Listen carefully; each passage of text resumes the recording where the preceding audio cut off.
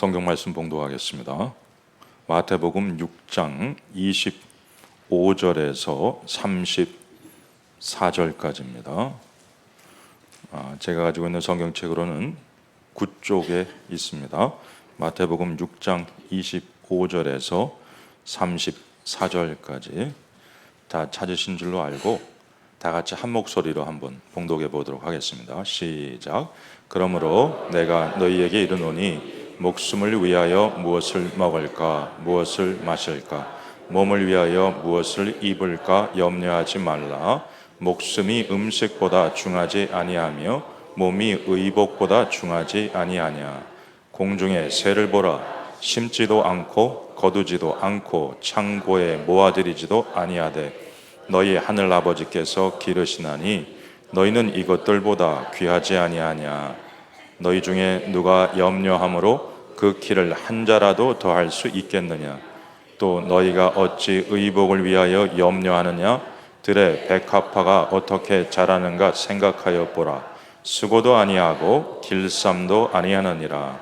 그러나 내가 너희에게 말하노니 솔로몬의 모든 영광으로도 입은 것이 이 꽃 하나만 갖지 못하였느니라. 오늘 있다가 내일 아궁이에 던져지는 들풀도 하나님이 이렇게 입히시거든 하물며 너희일까 보냐. 믿음이 작은 자들아. 그러므로 염려하여 이르기를 무엇을 먹을까 무엇을 마실까 무엇을 입을까 하지 말라. 이는 다 이방인들이 구하는 것이라. 너희 하늘 아버지께서 이 모든 것이 너희에게 있어야 할 줄을 아시느니라. 그런즉 너희는 먼저 그의 나라와 그의 의를 구하라.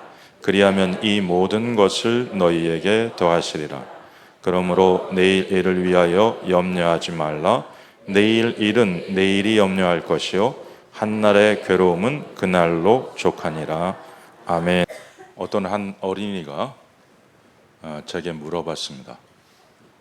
목사님, 천국 가면 뭐 하나요? 예배 드려. 예? 영원히? 그 어린 얼굴에 써 있어요. 천국 생활이 쉽지는 않겠구나. 영원히 예배 드린다니 뭐 이런 생각을 해는 것 같았어요. 여러분, 우리가 하나님을 인격적으로 경험하지 못하면 예배가 피하고 싶은 도덕적 의무가 되고 내가 하고 싶지 않은 고역스러운 일이 됩니다. 근데 예배 가운데 하나님을 인격적으로 경험하게 되면 그 예배는 잔치가 되는 것입니다. 그래서 오늘 이 예배에 참석하신 모든 분들이 그렇게 하나님을 인격적으로 만나시는 하루가 되시기를 주님의 이름으로 축원합니다. 이 예수님 당시의 사회는 굉장히 종교적인 사회였습니다. 그래서 어떤 사람들이 존경을 받았냐면 굉장히 경건한 사람들이 존경을 받았습니다. 그리고 경건한 사람들은 어떤 일을 했느냐? 구제, 기도, 금식을 잘하는 사람들이 종교적이고 경건한 사람이라고 생각을 했습니다. 그래서 사람들로부터 존경을 받고 싶으면 어떤 일을 했냐면 구제를 하고 기도를 하고 금식을 하는데 그것을 사람들이 보는 앞에서 했습니다. 시장 어귀에서 사람들이 많은 보는 곳에서 기도하고 그리고 자기가 구제하는 것을 나팔을 불면서 자랑하고 금식할 때는 일부러 얼굴을 흉하게 꾸미면서 나는 지금 금식하고 있다 이런 것들을 드러내려고 했습니다. 그러면 사람들에게 존경을 받기 때문이죠. 근데 성경 말씀에서 보면은 구제를 할 때 왼손이 하는 일을 오른손이 모르게 하라고 말씀하고 있습니다. 그것은 왼손이 하는 것을 오른손이 모르게 한다고 하는 것은 무슨 뜻인가 하면 구제를 할 때 나 자신을 드러내기 위해서 하는 것이 아니라 하나님을 드러내기 위해서 하게 되면 자기가 하는 구제를 잃어버릴 수가 잊어버릴 수가 있습니다. 나를 드러내기 위해서 구제를 하면 자기가 한 걸 잊어먹지 않아요. 그리고 구제하고 나서도 왜 사람들이 나한테 인사하러 안 오지? 내가 한 것에 대한 당연한 것에 대해서 왜 이렇게 안 알아주지? 이런 생각을 하게 됩니다. 그런데 하나님의 영광을 위해서 구제를 하게 되면 하나님의 사랑을 전달했다는 것만으로도 만족하게 됩니다. 그리고 왼손이 하는 일을 오른손이 모르게 하는 것은 이런 겁니다. 너무 많은 구제를 해서 자기도 기억을 못하는 것입니다. 그래서 어떤 사람이 찾아와서 그때 저를 도와주셔서 너무 감사합니다 라고 말하는데 기억이 안 나는 거예요. 자기는 너무 많이 그런 일을 해가지고 기억이 안 나는 거죠. 우리가 바로 이렇게 하나님의 뜻을 이루기 위해서 구제를 하게 되면 사람들을 내가 한 일을 기억하지는 못한다고 할지라도 하나님을 인격적으로 경험하게 됩니다. 기도에서도 우리가 좀 알아야 되는 것이 이런 것입니다. 사람들이 내가 종교적인 사람이라고 하는 것을 알리기 위해서 사람들에게 보이기 위해서 기도하는 경우가 많이 있습니다. 근데 예수님은 항상 기도하셨거든요. 이 예수님에게 기도에 대해서 제자들이 물어보게 됩니다. 왜 물어보게 되냐면 예수님의 사역은 너무나 강력해서, 그리고 예수님의 기도는 너무나 습관적이고 지속적이어서 예수님의 기도와 예수님의 그 사역의 능력에 무슨 연관성이 있을 것이라는 생각을 했던 것입니다. 그래서 기도에 대해서 가르쳐 주십시오 이렇게 여쭤보게 됩니다. 그러면 예수님께서 통성으로 주여 삼창해라, 아니면 기도는 새벽에 주로 해라, 아니면 기도는 성전에서 주로 해라, 이렇게 기도는 언제 어떻게 드리는 것이다 이런 얘기를 하시지 않으시고, 다만 예수님께서 가르쳐 주신 기도에 대해서는 기도의 우선순위, 그리고 기도의 범위, 기도의 제목, 이런 것들이 나오는 것을 보게 됩니다. 먼저는 하나님 나라가 이 땅에 임하도록 해달라고 기도하라는 말씀을 하시는 것을 볼 수가 있습니다. 우리가 이제 예수님의 제자들을 보게 되면 사실은 이 예수님의 제자들에게서는 큰 어떤 장점을 찾아보기가 힘듭니다. 예수님의 제자들은 그냥 그 시대에 볼 수 있는 가장 평범한 사람들이었습니다. 근데 도대체 예수님은 왜 이런 사람들을 선택하셨을까? 이 사람들에게서 찾을 수 있는 강점이 뭐가 있을까?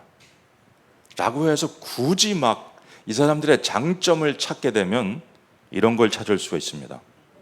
제가 어떤 목사님 설교에서 들었는데 그 목사님이 이렇게 표현하시더라고요. 예수님의 제자들은 자신이 가장 사랑하는 것을 아주 느슨하게 붙들고 있었습니다. 그래서 내려놓으라고 말씀하시면 바로 내려놓을 수가 있었습니다. 예수님의 제자들은 우선순위가 무엇인지를 명확히 알고 있었던 사람들입니다. 그래서 자기 자신이 가장 사랑하는, 어부들이니까 배, 그물 혹은 가족들을 사랑할 거 아니에요? 근데 나를 따르라고 하니까 바로 내려놓았다고 하는 것입니다. 제자들에게서 찾을 수 있는 어떤 강점이 있다면 우선순위를 명확히 분별하고 가장 우선순위에 자기의 삶을 투자할 줄 아는 사람들이었다고 하는 것입니다. 예수님께서는 우리에게 있어서 기도의 우선순위가 먼저 하나님 나라와 의를 구하는 것, 하나님 나라가 이 땅에 임하는 것이 되는 것이 된다라고 말씀하고 있습니다. 그 다음에 이제 두 번째는 기도에 대해서 말씀하신 중요한 포인트가 이런 게 있어요. 저는 대학교 2학년 때 예수님을 영접했습니다. 그리고 지금 벌써 30년 더 이상 지났는데 이거를 최근에야 깨닫게 됐다는 게 굉장히 부끄럽습니다. 그것은 뭐냐면 주기도문에 주어가 압도적으로 우리라는 것입니다. 내 하나님이 아니고요, 우리 하나님이셔요. 내가 일용할 양식이 아니고요, 우리가 일용할 양식입니다. 내 죄를 용서해 주시는 게 아니고 우리의 죄를 용서해 주시는 거예요. 내가 시험에 들지 않는 게 아니고 우리가 시험에 들지 않는 겁니다. 예수님께서는 기도를 자기 자신만을 위해서 하지 말라고 말씀하시는구나.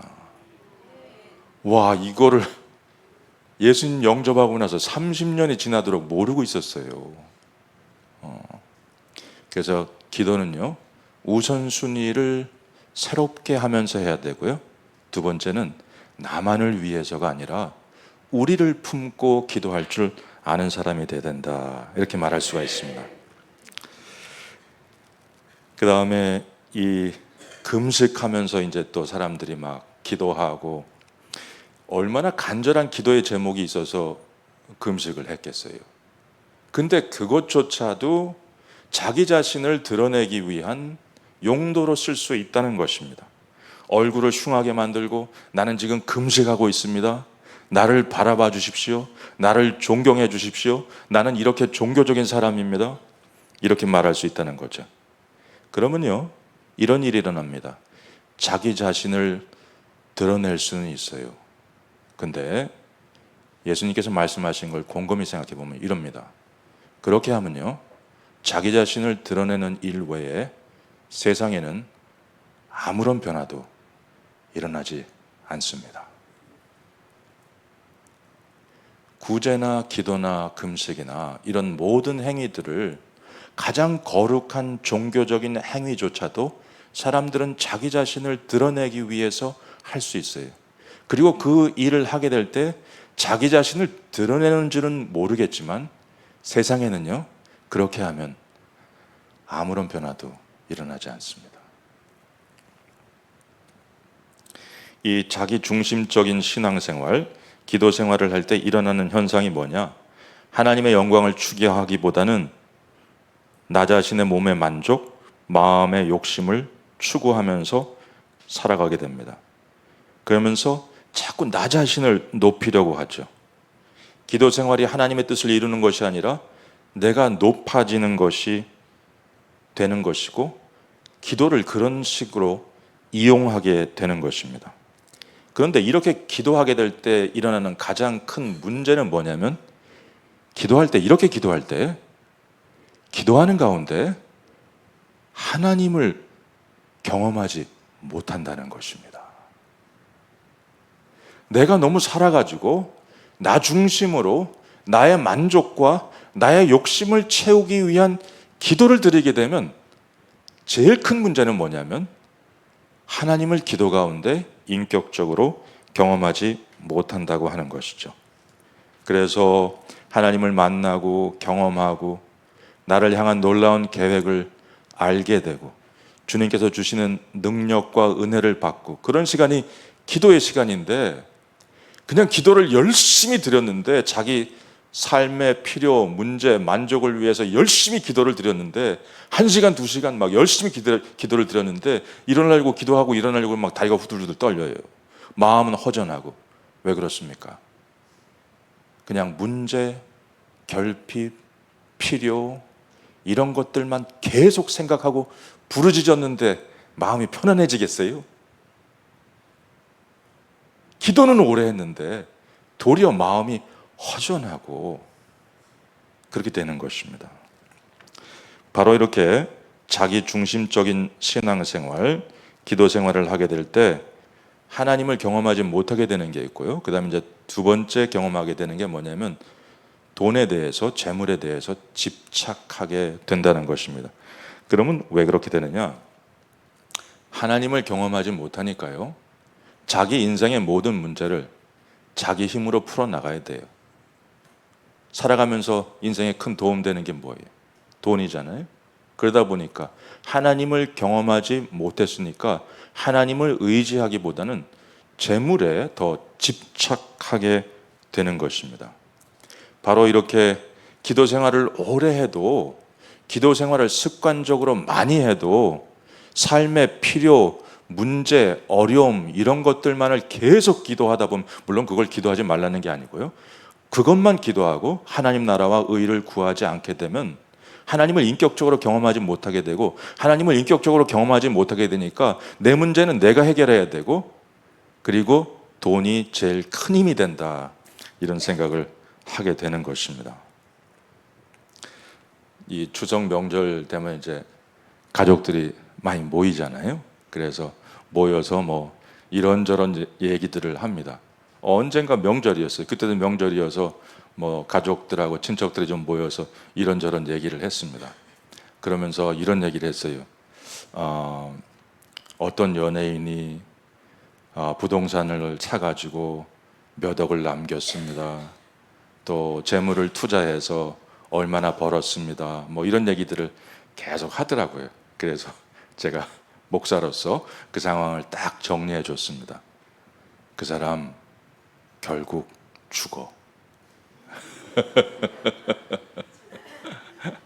그 사람 결국 죽어.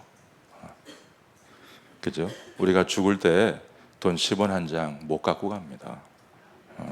그 재물 모은 거 다 다른 사람 소유가 되는 것입니다. 그래서 우리가 이제 기도 가운데 자꾸 자기 자신을 중심으로, 그죠? 어떤 삶의 필요, 문제 이런 것들만을 기도하다 보면 하나님을 인격적으로 경험하지 못하게 되고, 어떤 세속적인 것들을 의지하게 되고 집착하게 되고, 돈에 대해서 집착할 수도 있고, 또 자기에게 어떤 힘이 돼줄 수 있는 유력한 사람들을 의지하게 되기도 하고, 하나님 외에 다른 어떤 것을 의지하게 되는 것입니다. 그 다음에는 우리가 이런 기도 생활을 하게 될 때 세 번째 일어나게 되는 현상은 뭐냐면 염려가 많아진다는 겁니다.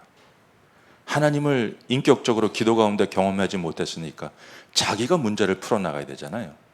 그러다 보니까 삶에서 염려가 너무 많아지게 되는 것입니다.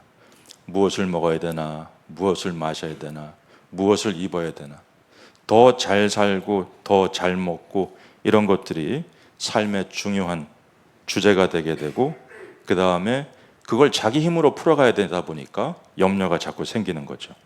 이 염려는 사실은 우리 삶에 어떤 긍정적인 변화를 가져다 주지 못합니다. 우리의 삶을 우울하게 만들고 또 부정적으로 생각하게 만드는 거죠. 그런데 사람들이 이 염려를 무슨 야구공처럼 훅 던져서 떨쳐버릴 수 있으면 좋을 텐데 그걸 못하는 거예요. 그리고 계속 염려하는 거죠. 예수님께서는 사실 마태복음 6장 33절에서 기도와 관련해서 하시고 싶은 말씀을, 먼저 그의 나라와 그의 의를 구하라, 그리하면 이 모든 것을 너희에게 더하시리라 하고 말씀을 거의 끝내셨어요. 근데 한 번 더 염려에 대해서 또 말씀하셔요. 염려하지 말라고. 이건 무슨 뜻이냐면, 말씀을 다 끝내셨는데 이런 뜻이에요. 정말 말씀을 다 끝내셨는데 제발 내가 높아지면서 또 한 번 얘기하는데 염려하지 마 라고 말씀하시는 뜻이에요. 사람들이 너무 염려하니까. 여러분, 거대한 선인장을 넘어뜨리는 것이 포효하는 우람한 숫사자가 아닙니다. 수도 헤아릴 수 없는 개미들이 갉아먹으면 어느 날 그 선인장이 쾅 하고 쓰러지게 됩니다. 마찬가지로 아주 작은 염려들이 지속적으로 내 삶을 갉아먹기 시작하면 내 삶이 언젠가는 쿵 하고 쓰러지는 거죠. 그러면 염려 대신 뭐 할 거냐?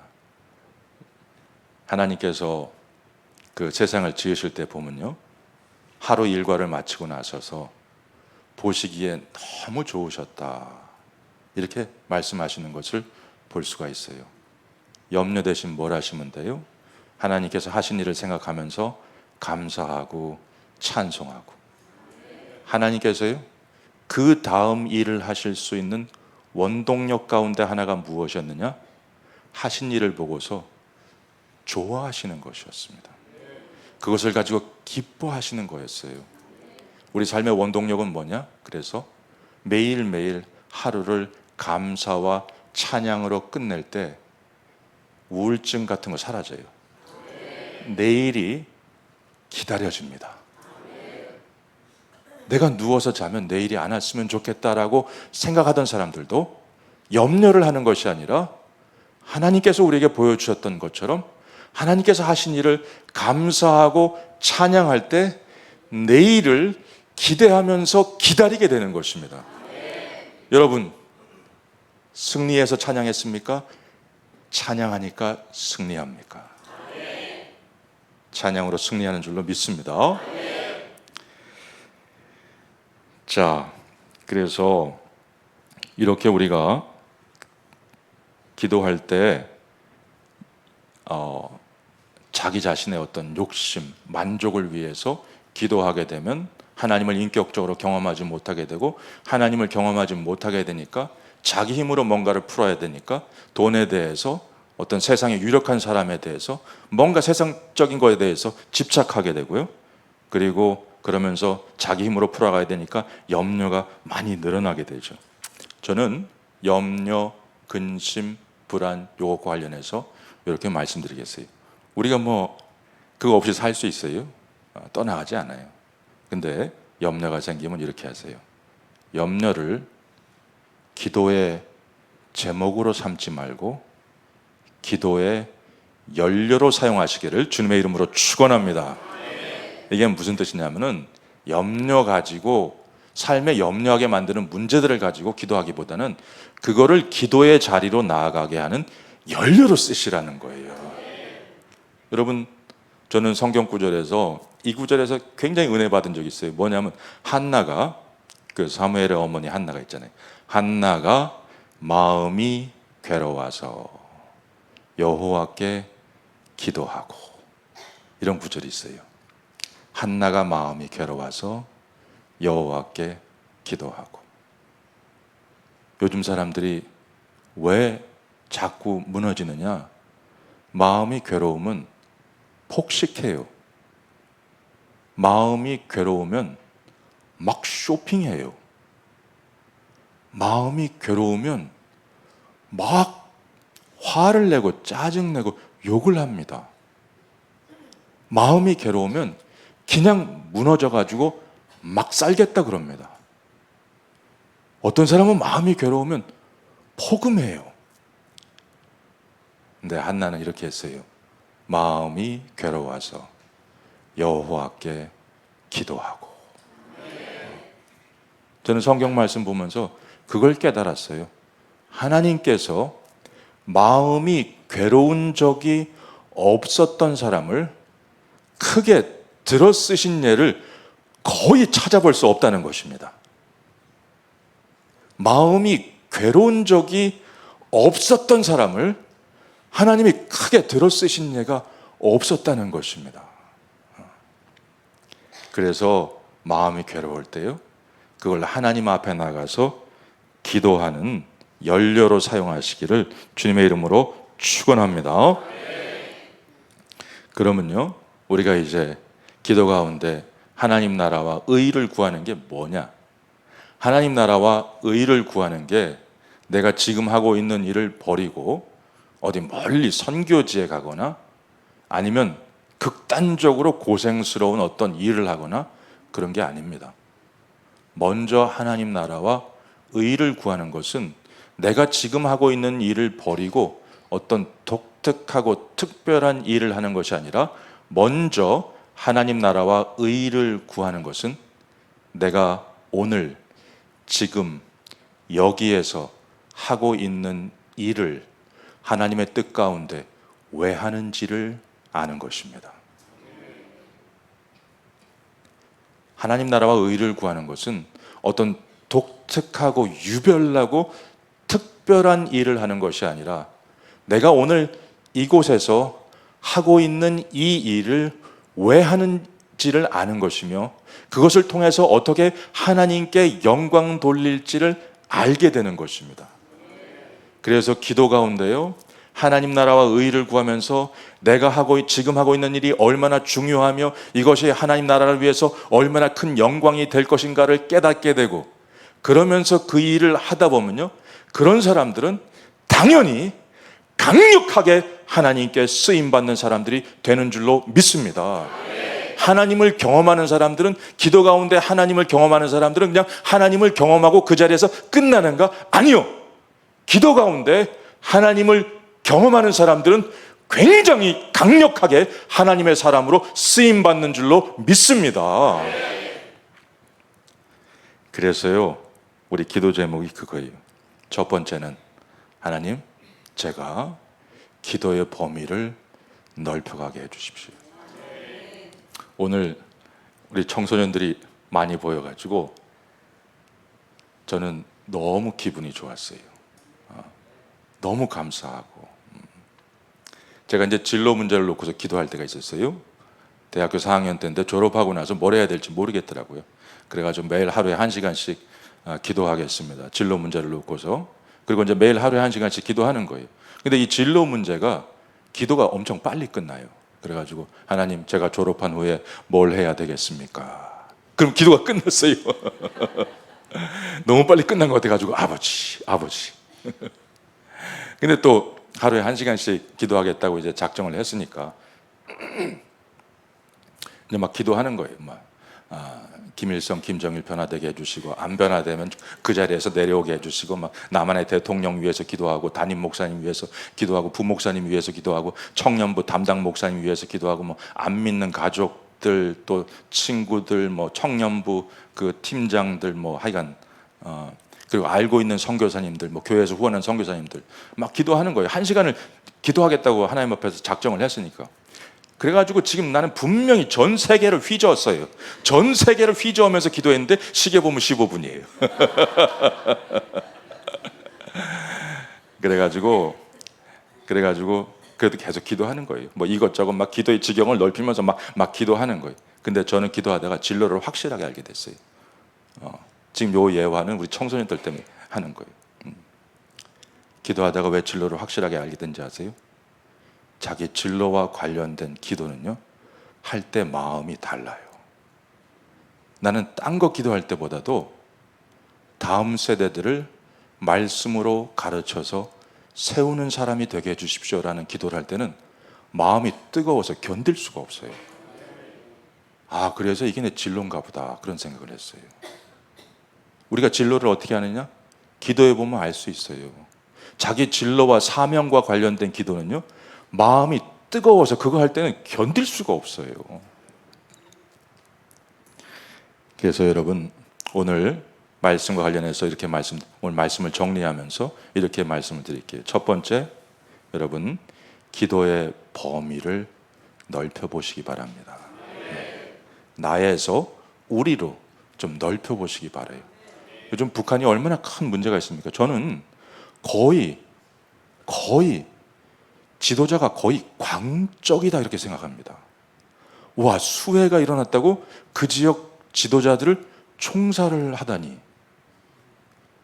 중고등학생 애들이 남한 드라마와 영상을 봤다고 수갑을 채우고 옥에 가두고 노동 교화를 시키고, 이게 일어날 수 있는 일인가? 저는 이게 거의 광적이라고 생각하고 거의 마지막을 향해서 치닫고 있는 게 아닌가, 그런 생각을 합니다. 그래서 생각날 때마다 북한을 위해서 계속 기도해야 됩니다. 기도의 지경을 넓혀 가시는 여러분들이 되시기를 주님의 이름으로 축원합니다. 그 다음에는 기도의 우선순위를 바꾸는 기도예요.